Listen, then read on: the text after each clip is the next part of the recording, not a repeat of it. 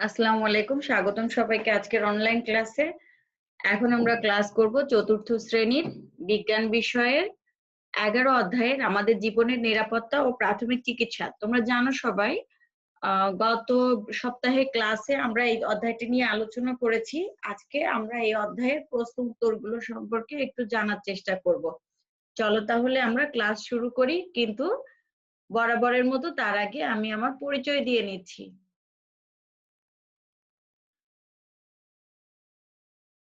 আমি মালিহা আফরোজ পপি, সহকারী শিক্ষক, police lines school and college, Kushtia. চলো তাহলে আমাদের আজকের ক্লাস আমরা শুরু করি। আমরা আজকে যেটা করব সেটা হচ্ছে আমাদের জীবনের নিরাপত্তা ও প্রাথমিক চিকিৎসা এই অধ্যায় থেকে আমরা আজকে সংক্ষিপ্ত প্রশ্ন উত্তরগুলো করব।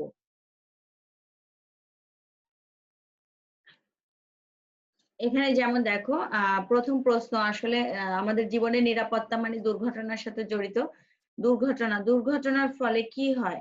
দুর্ঘটনার ফলে এখানে বানান, এক মিনিট, দুর্ঘটনার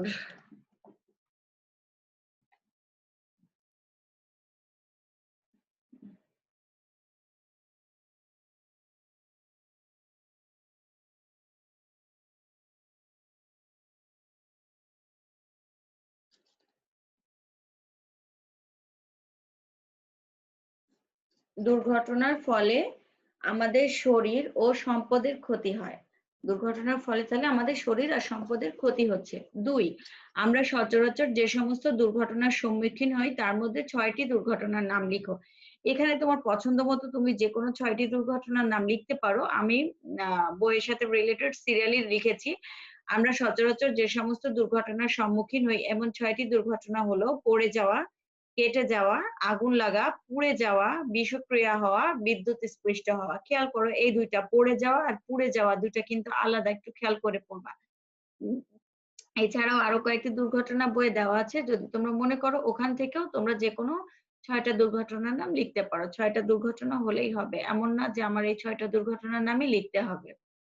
চলো তাহলে নেক্সট স্লাইডে যাই আমরা। আমরা পানিতে ডোবা কিভাবে প্রতিরোধ করতে পারি? আমাদের একটা ভাইটাল দুর্ঘটনা হচ্ছে পানিতে ডোবা। তাহলে কিভাবে প্রতিরোধ করতে পারি চলো দেখি। আমরা সাঁতার শিখে পানিতে ডোবা প্রতিরোধ করতে পারি। হ্যাঁ, পানিতে ডোবা প্রতিরোধের কিন্তু এই একটাই উপায়, সাঁতার শিখতে হবে। সাঁতার না জানলে আমরা পুকুরে, নদীতে নামবো না। আমরা আগে সাঁতার শিখবো, তারপরে পুকুরে বা নদীতে সাঁতার কাটা বা গোসলের চেষ্টা করব। এটা সবসময় মনে রাখতে হবে। সাপে কাটা প্রতিরোধে 2টি উপায় লিখো। সাপে কাটা প্রতিরোধের 2টি উপায় হলো: ক, সাপ নিয়ে খেলাধুলা করা যাবে না, এবং খ, জঙ্গল বা ঝোপঝাড়ে যেতে হলে অবশ্যই লম্বা লাঠি ব্যবহার করতে হবে। এখানে একটা কথা বলে রাখা জরুরি, যেটা সাপে কাটা প্রতিরোধের 2টা উপায় আমি দিয়েছি বলে 2টা উপায় লিখেছি। এটা কিন্তু বড় প্রশ্নেও আছে, আসতে পারে, বড় প্রশ্নেও এটা আসতে পারে। কেন কি, তোমাদের বইয়ে এখানে 5টা উপায় দেওয়া আছে, সাপে কাটা প্রতিরোধের 5টা উপায়। তোমরা 5টি উপায় মুখস্থ করে ফেলবা, কারণ এটা যদি বড় প্রশ্নে আসে তাহলে তোমাকে 4টা লিখতে দিতে পারে, 5টা লিখতে দিতে পারে। 5টায় 5 নাম্বার থাকবে বা 4টায় 4 নাম্বার থাকবে। জানো তোমরা যে বিজ্ঞানের কোশ্চেন গুলা হয় 2টা 3টা প্রশ্ন জোড়া দিয়ে একটা প্রশ্ন হয়, বড় প্রশ্নগুলা, কাঠামোবদ্ধ প্রশ্নগুলা। তো সেই ক্ষেত্রে এটা সবচেয়ে বেটার হয় তোমরা বইয়ের 5টা প্রশ্নই, 5টা অপশনই পড়ে রাখবে। সেখান থেকে যদি সংক্ষেপে আসে, সংক্ষেপে আমাদের যে কয়টা লিখতে বলবে আমরা সে কয়টা লিখবো, আর যদি বড় প্রশ্নে আসে ওখানেও আমাদের যে কয়টা লিখতে বলবে আমরা সে কয়টা লিখবো। হতে পারে বড় প্রশ্নে আমাদের 5টা উপায় লিখতে বলতে পারে, অথবা 4টা উপায় লিখতে বলতে পারে। চলো আমরা নেক্সটে যাই। নেক্সট প্রশ্নটা হচ্ছে আমাদের, আগুনজনিত দুর্ঘটনা ঘটার 4টি কারণ লিখো। আগুনজনিত দুর্ঘটনা ঘটার 4টি কারণ হলো: রান্নার সময় অসাবধানতা, মোমবাতি বা কুপিবাতি ব্যবহারে অসতর্কতা, দিয়াশলাইয়ের কাঠি যেখানে সেখানে ফেলা, আর বৈদ্যুতিক শর্ট সার্কিট। এই মোটামুটি 4টা কারণেই মূলত আগুনজনিত দুর্ঘটনাগুলো ঘটে। তারপরে আগুনজনিত দুর্ঘটনা প্রতিরোধের 2টি উপায়। আগুনজনিত দুর্ঘটনা প্রতিরোধের 2টি উপায় হলো: চুলার কাছাকাছি যাওয়া ও ম্যাচ নিয়ে খেলা থেকে বিরত থাকতে হবে, এবং খ নাম্বারটা হচ্ছে রান্নার সময় অতিরিক্ত ঢিলেঢালা পোশাক ব্যবহার করা যাবে না বা অতিরিক্ত ঢিলেঢালা পোশাক পরা যাবে না। এখানেও কিন্তু বইয়ে 4টা অপশন দেওয়া আছে, অগ্নিজনিত দুর্ঘটনা প্রতিরোধের 4টি উপায় দেওয়া আছে।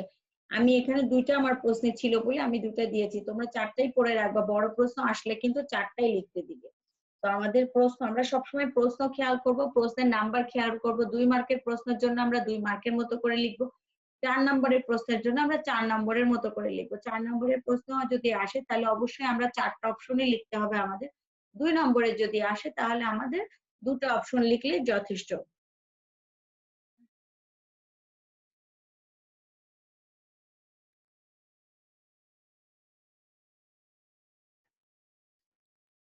আগুন লাগলে আমরা প্রাথমিক পর্যায়ে কিভাবে তা নেভাতে পারি? আগুন লাগলে অগ্নি নির্বাপক যন্ত্র ব্যবহার করে ভেজা কম্বল বা কাঁথা দিয়ে জড়িয়ে অথবা আগুনের উৎসে পানি ঢেলে আমরা প্রাথমিক পর্যায়ে আগুন নেভাতে পারি। তাহলে আমাদের কি কি করতে হবে? অগ্নি নির্বাপক যন্ত্র ব্যবহার করতে হতে পারে। অগ্নি নির্বাপক যন্ত্র ছাড়াও আমরা কি করতে পারি? আমরা ভেজা কম্বল বা কাঁথা নিয়ে আগুন নেভাতে পারি। হুম, এটা আমাদের মনে রাখতে হবে যে আমরা কি কি কাজ করতে পারি আগুন নেভানোর ক্ষেত্রে।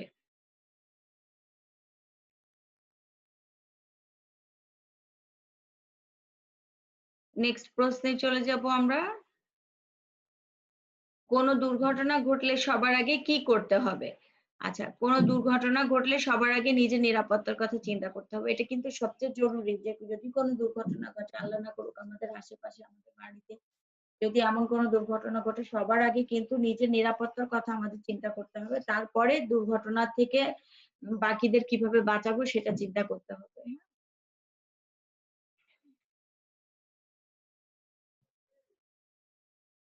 এর পরের প্রশ্ন হচ্ছে প্রাথমিক চিকিৎসা কি বা প্রাথমিক চিকিৎসা কাকে বলে? একই প্রশ্ন কিন্তু প্রাথমিক চিকিৎসা কি এভাবেও আসতে পারে অথবা প্রাথমিক চিকিৎসা কাকে বলে এভাবেও আসতে পারে।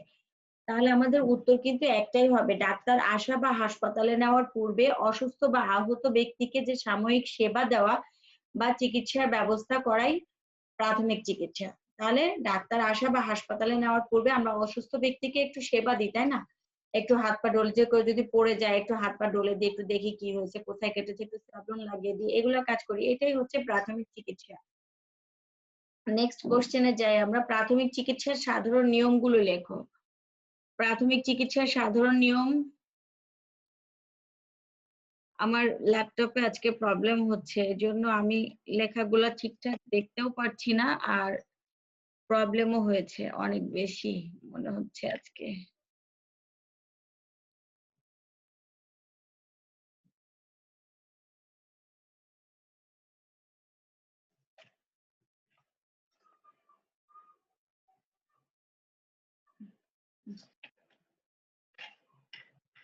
সাধারণ।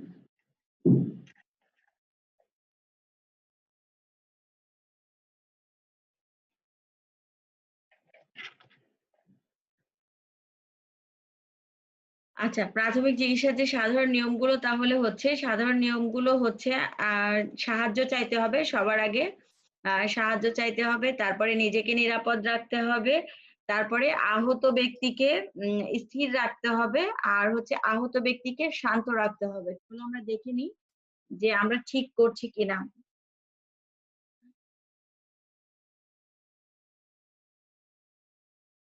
সাধারণ নিয়মগুলো হলো সাহায্য চাওয়া, নিজেকে নিরাপদ রাখা, আহত ব্যক্তিকে স্থির রাখা এবং আহত ব্যক্তিকে শান্ত রাখা। এই 4টাই হচ্ছে সাধারণ নিয়ম। আচ্ছা, এখানে একটা জিনিস খেয়াল করো একটু।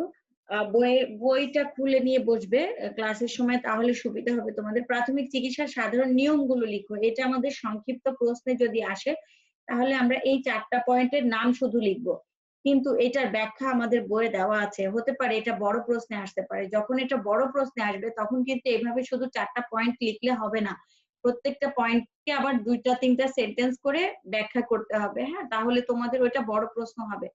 আর বড় প্রশ্নে কেউ যদি এভাবে শুধু পয়েন্ট আপ করো, শুধু পয়েন্টের নাম লিখো, তাহলে কিন্তু তার নাম্বার অনেক কমে যাবে। এই জিনিসটা একটু খেয়াল করবে সবাই, এই জিনিসটা একটু মাথায় রাখবে যে আমাদের যখন বড় প্রশ্ন আসবে তখন আমরা অবশ্যই বড় প্রশ্নের ক্ষেত্রে কি করব, আমরা বড় প্রশ্ন লেখার সময় আমরা পয়েন্টগুলোর সাথে সাথে তার ব্যাখ্যাগুলো লিখব। নেক্সটে চলে যাচ্ছি আমরা। নেক্সট কোশ্চেন হচ্ছে কাউকে পানিতে ডুবতে দেখলে কি করব? আচ্ছা, কাউকে পানিতে ডুবতে দেখলে প্রথমে আমরা সাহায্যের জন্য বড়দের ডাকবো এবং জরুরি সেবার জন্য কাউকে পাঠাবো। বড়দের ডাকা ছাড়া কিন্তু আমরা কখনোই কোনো কাজ করতে যাব না। শ্বাস-প্রশ্বাস বন্ধ থাকলে রোগীর বুকের মাঝখানে কতবার চাপ দিতে হবে? শ্বাস-প্রশ্বাস বন্ধ থাকলে রোগীর বুকের মাঝখানে প্রায় ৩০ বার নিচের দিকে চাপ দিতে হবে। ৩০ বার। এটা কিন্তু প্রায়, কথাটা আমাদের অবশ্যই লিখতে হবে। বিদ্যুৎ স্পৃষ্ট হওয়া কি?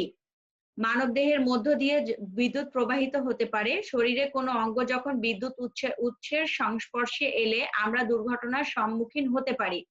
এ ধরনের দুর্ঘটনাকে বিদ্যুৎ স্পৃষ্ট হওয়া বলে। তাহলে কি হচ্ছে, আমাদের মানবদেহ, মানুষের শরীর কিন্তু মানুষের শরীরের মধ্যে দিয়ে বিদ্যুৎ প্রবাহিত হয়, যাওয়া আসা করে। এজন্যই কি হয়, আমরা যখন কোনো বৈদ্যুতিক সার্কিটে বা কোথাও খোলা তারে যখন হাত দিই তখন আমরা ওখানে আমাদের কারেন্টের শক লাগে, এটাকেই বিদ্যুৎ স্পৃষ্ট হওয়া বলে। নেক্সট কোশ্চেনে চলে যাচ্ছি আমরা। সাপে কাটলে আমরা কি করব? সাপে কাটলে আমরা সাপের রং ও গড়ন মনে রাখার চেষ্টা করব এবং যত দ্রুত সম্ভব ডাক্তারের কাছে যাব। এটা খুব জরুরি যে আমাদের কোন ধরনের সাপে কেটেছে, যদি সম্ভব হয় তাহলে আমরা সেই সাপের রং আর গড়ন মনে রাখবো আর খুব দ্রুতই ডাক্তারের কাছে যেতে হবে আমাদের। সাপে কাটলে ডাক্তার না আসা পর্যন্ত কি করব? সাপে কাটলে ডাক্তার না আসা পর্যন্ত আমরা যা করব তা হলো রোগীকে যথাসম্ভব স্থির রাখতে হবে আর শরীরের যে অংশ সাপে কেটেছে তা বুকের অবস্থান থেকে যথেষ্ট নিচে রাখতে হবে। আজকে ক্লাসটা এই পর্যন্তই ছিল।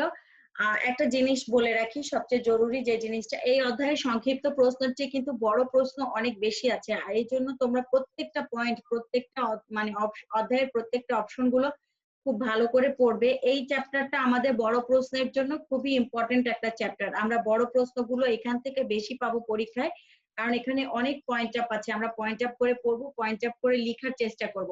সবাইকে ধন্যবাদ এতক্ষণ সাথে থাকার জন্য। আল্লাহ হাফেজ।